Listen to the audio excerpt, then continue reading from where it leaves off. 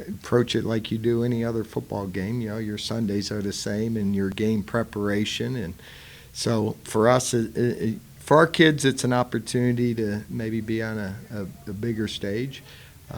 But I think if you look at our league this past weekend, FCS, our league is very competitive, and they battled a lot of FBS programs. So, I don't want our kids to go in thinking, we got to do something extraordinary, because I believe, our league prepares us for that. If you look at South Dakota State, North Dakota State, Missouri State, what they did this past weekend, we played that type of schedule in the spring.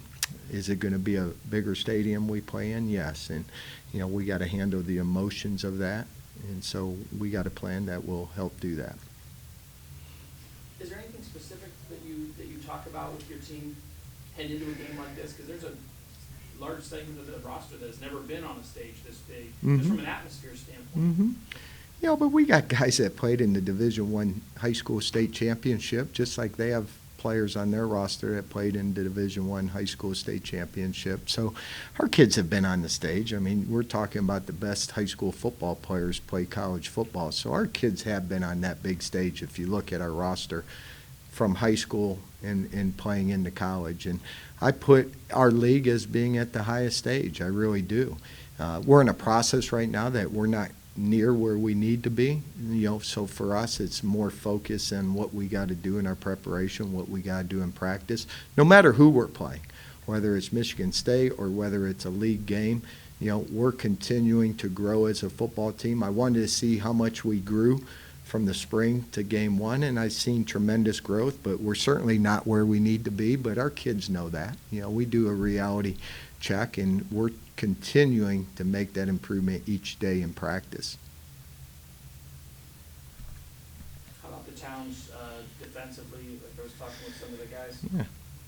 You have a running back coming in here that put up big numbers. They have a running back that came in here and put up big numbers. It's kind of eerie that they were both the 7th biggest rushing performances in school history for each program. So maybe just about the challenge of Kenneth Walker III. Yeah. And what he brings. He had a great game. I mean, I have tremendous respect for Coach Tucker. I mean, he's been at some great places and head coach in the NFL and college football, so he's developing a great program. I think what they've done personnel-wise from last fall to now has made them even more better, offensively, and bringing in a Walker, just like we had to bring in some players. I think when there are coaching changes, I think they did. We kind of similar. We had to go out and find some players just like we did in Jaleel and they did in Walker, and they moved Hayward from tailback to H-back and tight end. I think he's doing a great job there, and they found a quarterback that can pass the football but can also move the pocket and run with the football. So it's tremendous challenges across the board. But I want, we got to go in with a simplified plan so we can play fast, play loose. For us, to have the opportunity to play against a Big Ten. I'm happy for our kids that they get that opportunity to play at that stage because they probably wanted to play that level. I mean, let's be realistic here. And for some reason, maybe they didn't have enough stars. Maybe they weren't tall enough. Our kids, when they go into a game, they're excited to be able to go out there and play football. And I think a long time ago, you put your pants, we put our football pants on the same as they do. We play great football just like they do. We're football players just like they are. So for us, we just want to make sure that we keep it simple, that our kids can play fast and play loose on Saturday. Do you like, I mean, fans talk about these types of games, it's a money game. Do you like this type of game? Yeah, I think you got to play this type of, our kids work hard. They work 355 days a year to be able to play 10 games this year. And to be able to go and play at Michigan State, I think for our kids that, for them, I'll be proud of them.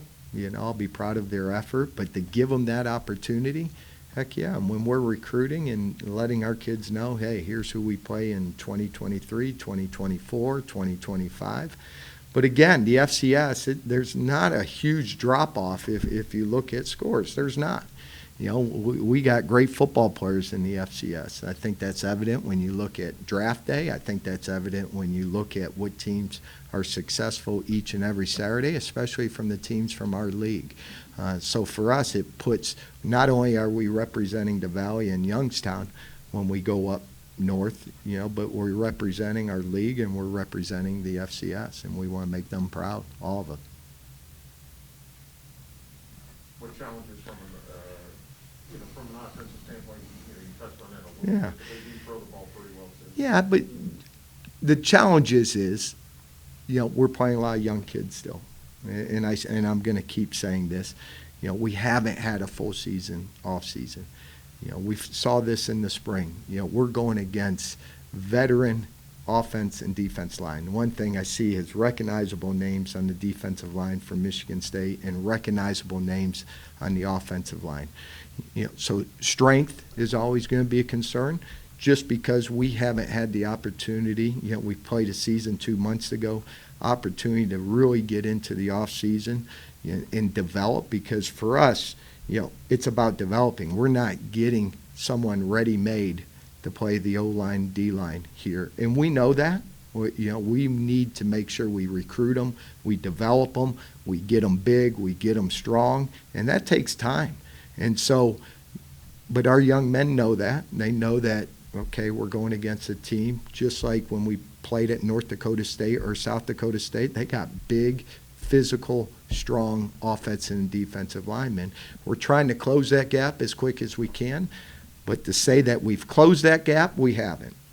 So I think that's the greatest challenge. And then they got threats on the outside. You know, the one thing they have now, that they're big up front, but they have great skilled athletes in the secondary, and they have great skilled athletes at the wide receiver position. Dimitri's performance, how did it look that good on tape as it appeared to be? You know, his first college start, and we took care of the football. You know, we had no turnovers, turnover-free. Decisions, I think the game came to him. I saw points in the game that I really liked. You know, when we needed a touchdown there after the 4th and 1 stop, to see Dimitri, I mean, he had it in his eyes he was going to finish that drive in the end zone. And to see that, and to see that growth, and we're going to continue. He's not where he needs to be. He knows that. But if we can continue to grow in his progression and reading defenses and making the right decisions, I'm excited every day we take the field, because I know his growth every day. He's getting better. And you're going to see that growth, I think, from game 1 to game 2. I think you'll see a huge growth period from game 2 to game 5. And it's going to be exciting to watch that. What about from his demeanor standpoint? He seemed very even-keeled through success or even, struggles on the sideline. He seems mature for a younger player. Do you take that? Yeah. I saw that as a sophomore at Pickerington Central when he won a state championship and set a record of touchdowns in that state championship game when he was a sophomore. So he's played big-time level football. You know, you're playing Division I football and you're playing in 2 state championships and you win both those games. And to see his demeanor in those games, which, I was there live when he was a sophomore and thought he was something special then. And I think he's continuing to grow there. I think he put tremendous effort to get himself ready to put him in this position. From spring to summer, completely different. And it started in conditioning, and it started in the weight room, it started in the film study. Again, he's not where he needs to be, so we got to be smart in his progression and not put too much on his plate to feel like he has to go out there and win games. For us, we got to be a selfless team. We got to build it around a team, and he's one piece of that puzzle. So is this your first trip to East Lansing in your career? Be my third. My third trip. Ohio State in 2006 and Bowling Green in 2000. Gosh, I lose track of time. 8. Okay. Yeah, it's not my first trip.